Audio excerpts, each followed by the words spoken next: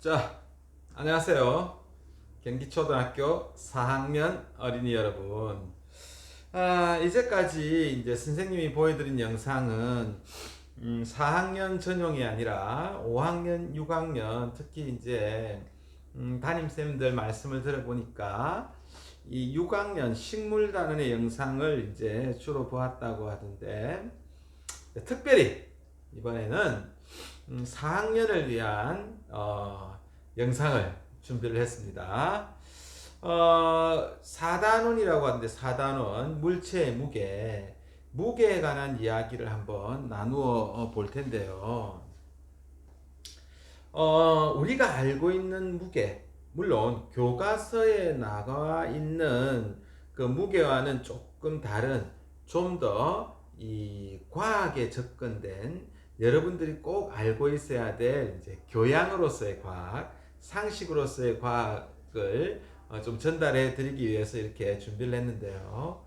자, 우리가 생각하는 이 무게라는 것은 엄밀하게 말하면 과학에서 이야기하는 무게와 우리 실생활에서 주로 사용되는 무게라는 낱말은 좀 차이가 있습니다. 근데 그 차이를 알고 이 무게라는 용어를 쓰는 게 굉장히 중요한데요. 물론 똑똑해지는 경우도 있죠. 자, 그럼 먼저 이 지구와 달을 한번 볼까요? 자, 만약 선생님의 몸무게가 60kg입니다. 60kg이라고, 물론 60kg보다 넘겠죠. 예. 저도 좀 다이어트를 해서 이제 60kg이 되었으면 좋겠다는 바람은 갖고 있지만 불가능할 것 같기도 합니다. 어쨌든 제 몸무게가 60kg이라고 가정을 한번 해봅시다. 60kg이라고 가정을 하는 거예요. 그럼 이 달에 가면 선생님의 몸무게가 그대로 60kg일까요? 어때요? 지구에서 재는 선생님의 몸무게랑 달에서 재는 선생님의 몸무게가 같을까요? 다를까요? 눈치 빠른 친구들은 다 이해했겠지만 다릅니다. 다릅니다. 왜 다르냐? 바로 이 중력 때문입니다. 중력, 그래비티, 중력. 이 지구에서의 중력과 달에서의 중력이 차이가 납니다. 차이가 나. 그럼 먼저 이 중력이 무게와 어떤 관계가 있는지 한번 설명을 해보도록 하겠습니다. 자, 중력이란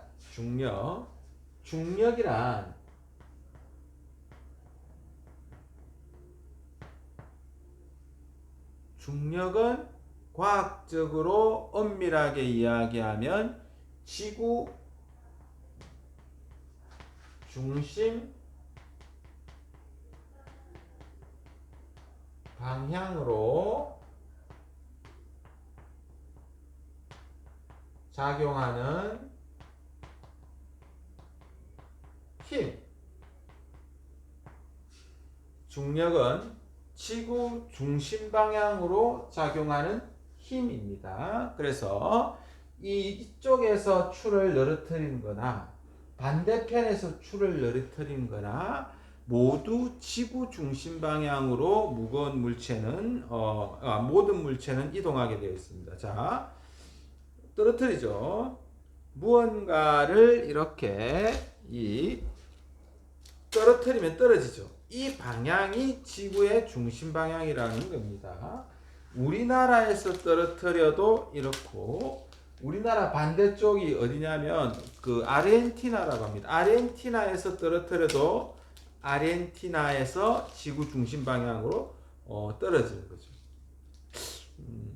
재밌게 생각해 보면 우리는 떨어지는 거고 아르헨티나에서 반대로 움직이니까 위로 올라오는 건가요? 그런 건 아닌 거 잘 알고 있죠. 어쨌든 중력은 지구 중심 방향으로 작용하는 힘입니다. 이걸 누가 알아냈을까요?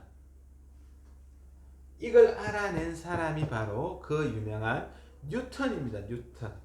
뉴턴의 만유 1년. 자, 이 말이 맞을까요? 지금 21세기 이를 달리고 있는 지금 이 시간 뉴턴이 한 이 중력이란 말이 맞을까요? 틀릴까요? 네? 틀립니다. 하지만 이 틀리다는 걸 누가 알아냈냐면 그 유명한 아인슈타인이 중력의 또 다른 개념을 설명을 합니다. 설명을 해요. 그래서 이 뉴턴이 알아낸 중력, 이 만유인력의 개념이 조금 희미해지긴 한데, 하지만 이 뉴턴이 말한 아인슈타인이 말한 중력 개념은 좀 어려워요. 그건 다음 기회에 자세히 알아보기로 하고, 일단은 우리가 생활하는 이 지구 이 공간 안에서, 지구 안에서는 뉴턴이 말한 이 중력의 개념이 정확하게 들어맞습니다. 모든 게 잘 들어맞아요.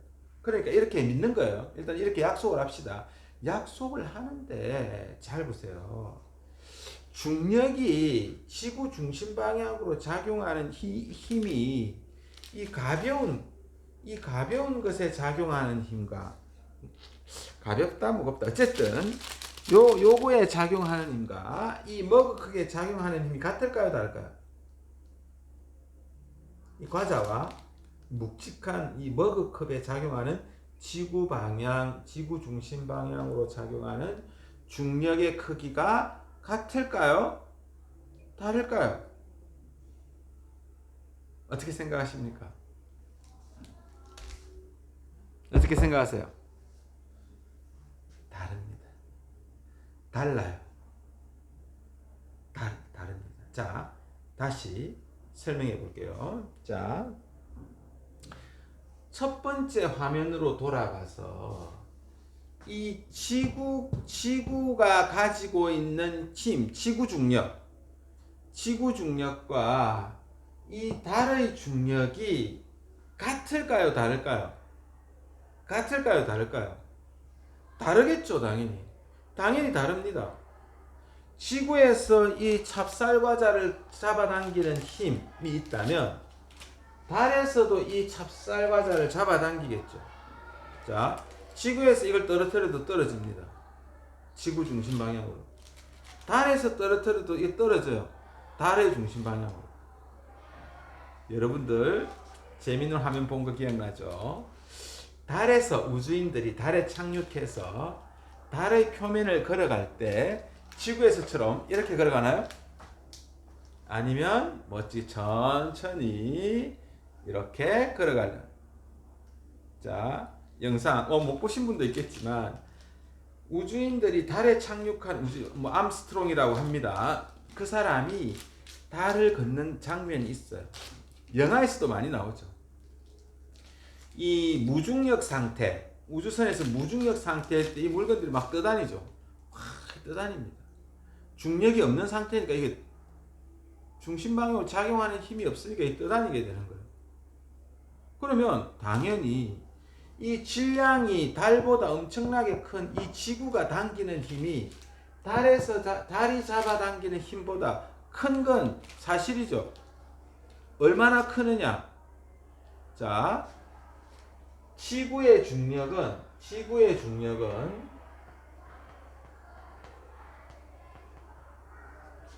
달의 중력은 지구의 중력이 큰데 달의 중력보다 6배가 큽니다. 달은 지구 중력의 6분의 1. 자, 선생님이 지구에서 60kg이면 달에서는 몇 킬로? 10kg이 됩니다.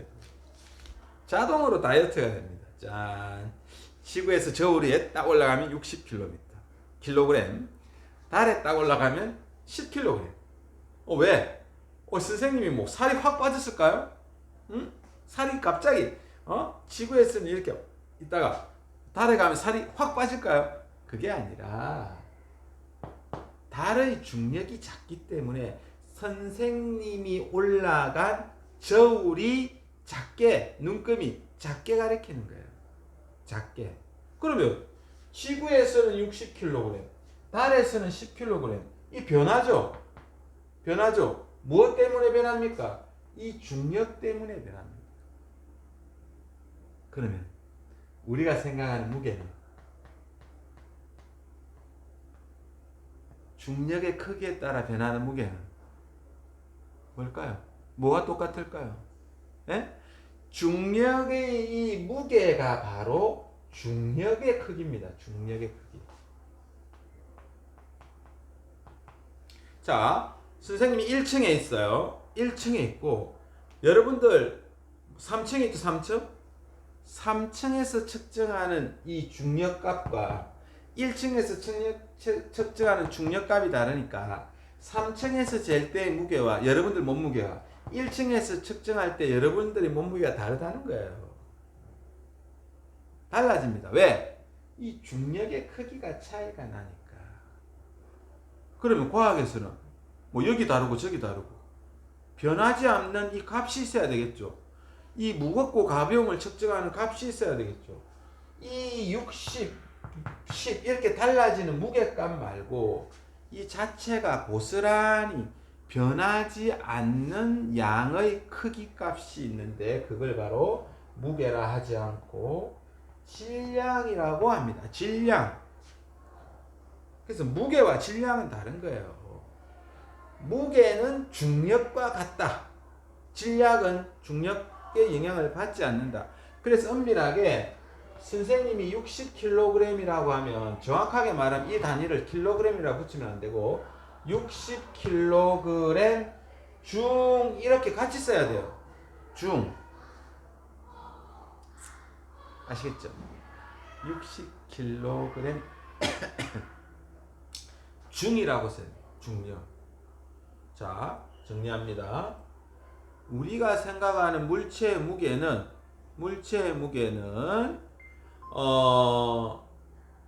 중력과 중력의 크기와 같다. 이게 핵심이에요. 중력의 크기와 같다. 중력의 크기와 같으니까 이 물건 값, 이 무게 값은 어디에 따라 다 변하는 거예요. 변합니다. 변해요.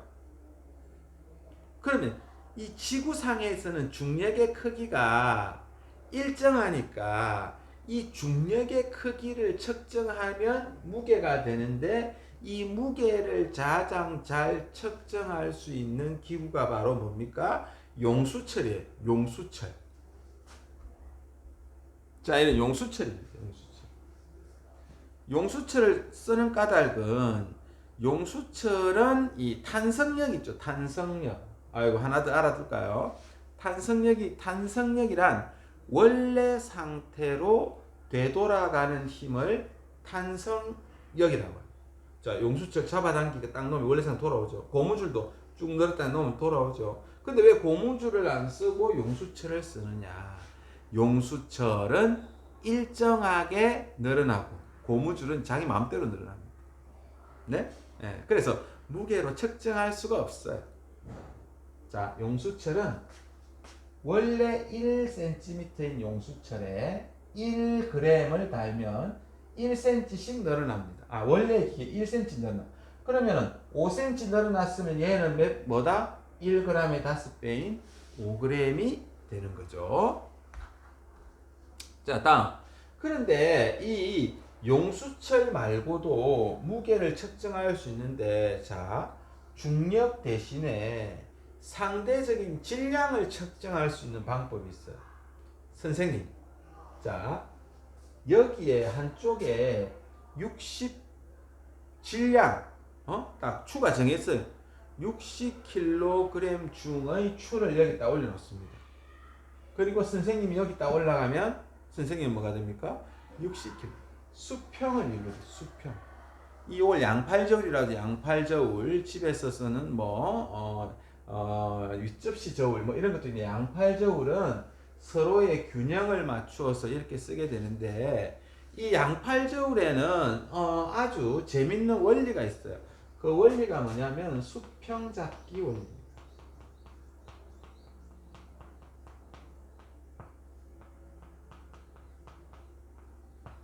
수평잡기 원리를 가장 기본적으로 이해하는 방법이 하나가 시소입니다. 시소. 자,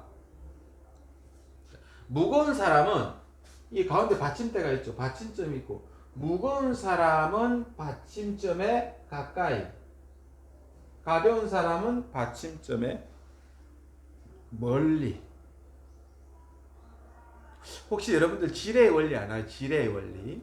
지뢰의 원리도 바로 이 아르키메데스가 말한 지뢰의 원리도 이 원리인데 그건 다음에 한번 또 특별히 공부를 해보기로 하고요. 수평잡기의 원리는 균형을 잘 묻기 위해서는 이 사람의 무게, 이제 측정하는 무게, 그리고 이 중심에서의 거리, 요것들이 관계가 있는데 이 원리는 딱 수학으로 정해져 있습니다. 곱셈만 할 수 있으면 돼요. 자, 볼까요? 자, 이겁니다. 큰 질량의 무게를 M1, 자, 그리고 받침점에서 큰 질량의 무게까지 거리를 A, 그 다음 작은 질량의 무게를 M2, 그 다음에 끝까지 거리를 B. 요 두 개의 곱이 같습니다. 같다. 수평잡기 원리. 무거운 거의 거리 곱하기 무거운 물체의 무게 곱하기 거리, 가벼운 물체의 무게 곱하기 거리 하면 딱 같으면 수평을 딱 이루는 게 바로 수평잡기의 원리입니다. 한번 해볼까요? 요 M1 큰 무게를 예를 들면 30kg이라고 합시다. 요까지의 거리를 3cm라고 해볼까요? 3m라고 할까요? 아니, cm? 3m라고 해봅시다. 자, 요 작은 물체의 질량이, 작은 질량이 뭐냐면 10kg이라고 합시다. 자, 그럼 요 길이는 얼마일까요? 곱해라 했죠.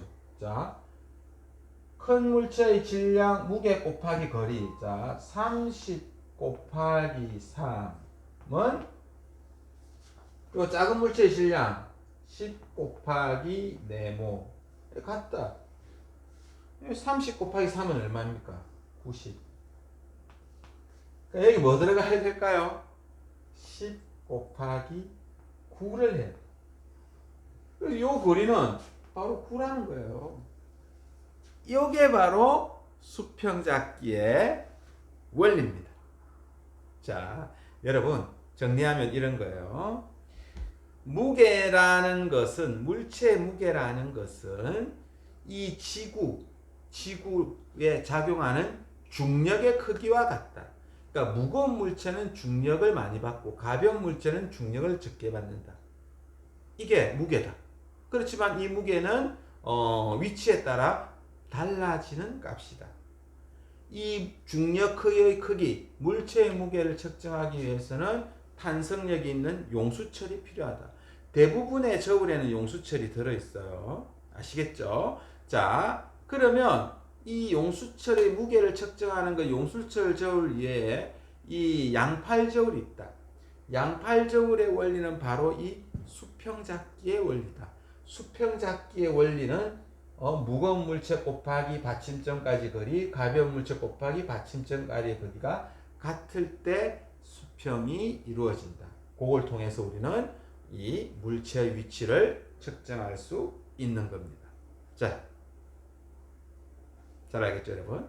자, 그럼 오늘 이걸로 마치고 다음 시간에 또 더 재밌는 주제로 만나도록 할게요. 안녕!